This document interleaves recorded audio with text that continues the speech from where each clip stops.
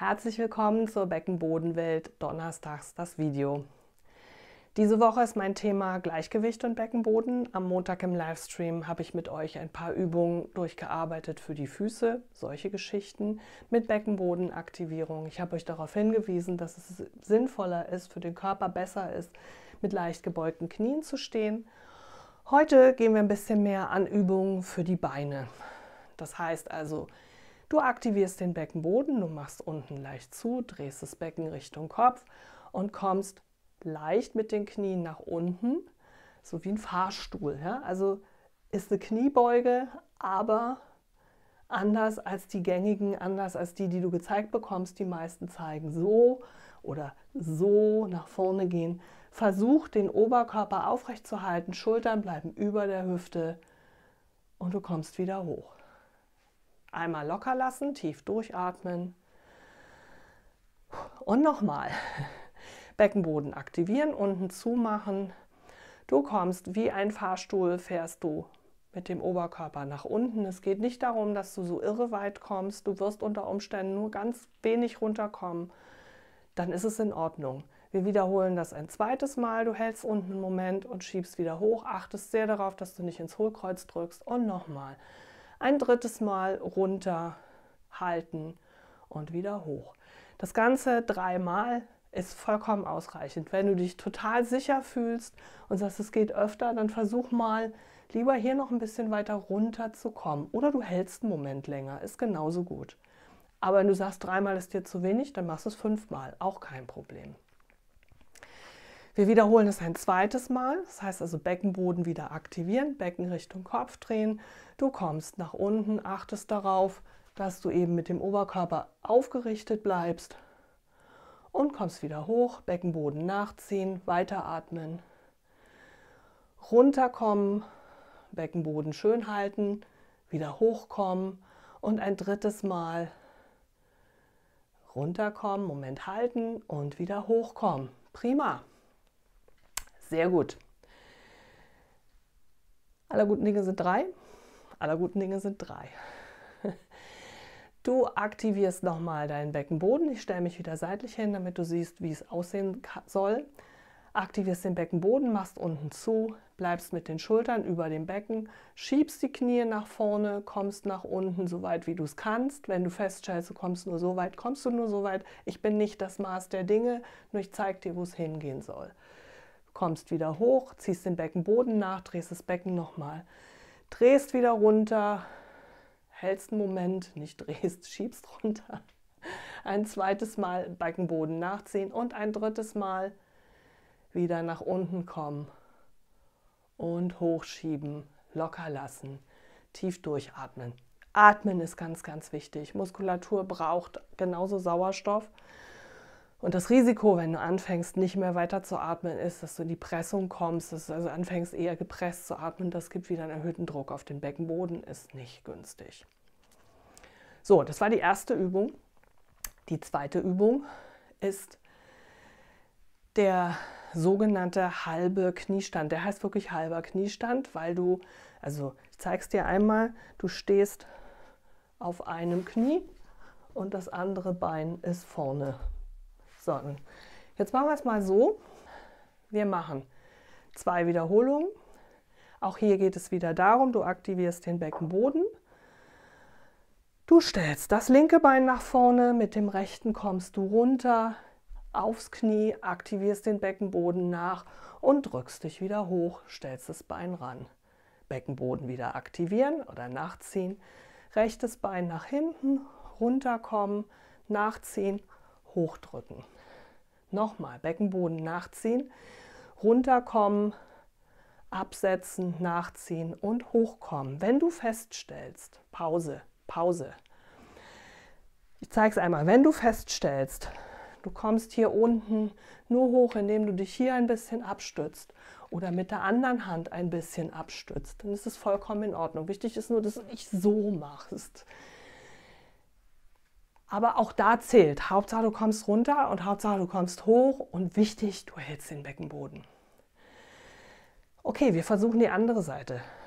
Beckenboden aktivieren, zumachen, Becken Richtung Kopf drehen. Jetzt kommt das rechte Bein nach vorne, Linkes Bein geht runter, Beckenboden nachziehen und hochdrücken. Du siehst, das ist meine schlechtere Seite.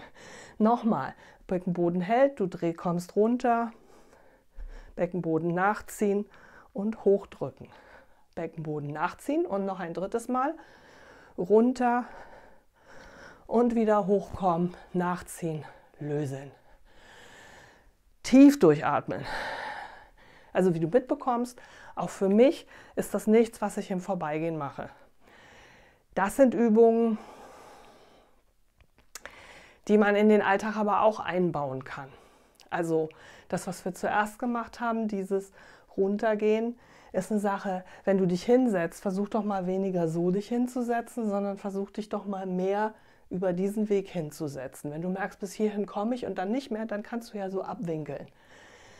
Aber auf den Stuhl setzen, auf die Couch setzen, im Bus, in der S-Bahn, klar.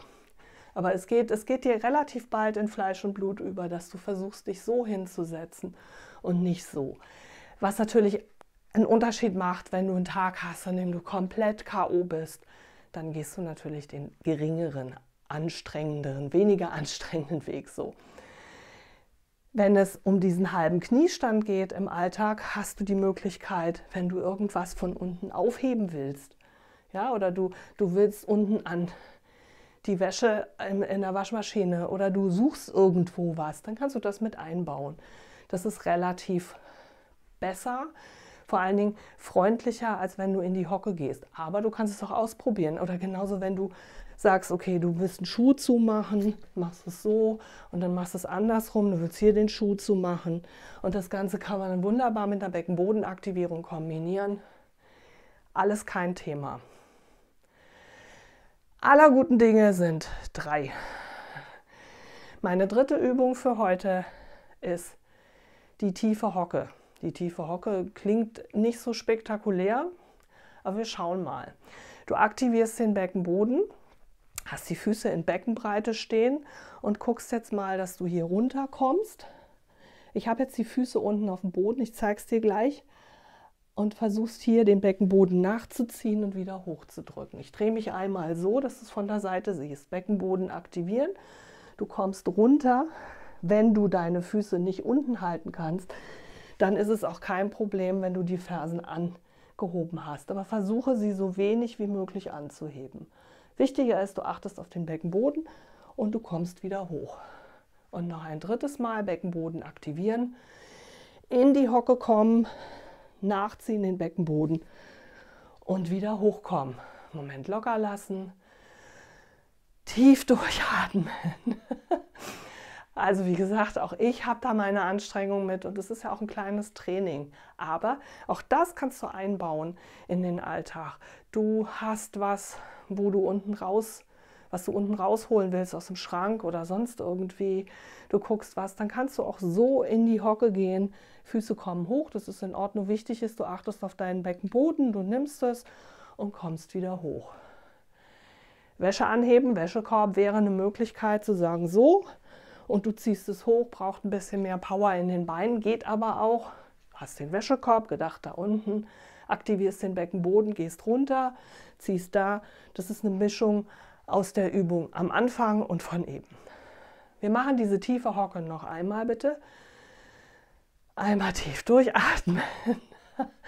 Okay, ihr aktiviert den Beckenboden oder du aktivierst den Beckenboden, gehst nochmal langsam in die tiefe Hocke, so weit wie du runterkommst, so gut wie du runterkommst und kommst wieder hoch. Beckenboden nachziehen, in die tiefe Hocke, Beckenboden nachziehen und hochkommen. Und aller guten Dinge sind 3. Nochmal Beckenboden nachhalten und wieder hochkommen, oben bleiben und lösen. So, das waren meine Übungen für heute, für die Beine. Ich merke es in meinen Beinen, du bestimmt auch. Aber wichtig ist, dass du was machst und wenn du eben nicht so oft das wiederholst, wie ich es dir gezeigt habe, sondern 2-mal statt 3-mal, nicht 3-mal hintereinander oder 2-mal hintereinander, wie wir es gemacht haben, sondern nur 1-, 2-mal und dann Pause. Du wirst sehen, wenn du diese Übung regelmäßig einbaust, dann wirst du feststellen, deine Beine werden besser und dein Beckenboden und der Kontakt zum Beckenboden. Denn Routine zeigt deine besten Ergebnisse. Das ist das Wesentliche. Ich hoffe, du hattest ein bisschen Spaß und wir sehen uns gerne nächste Woche wieder Montag um 10 nach 10 zum Beckenboden am Montag oder in einem meiner Videos. Bis dahin.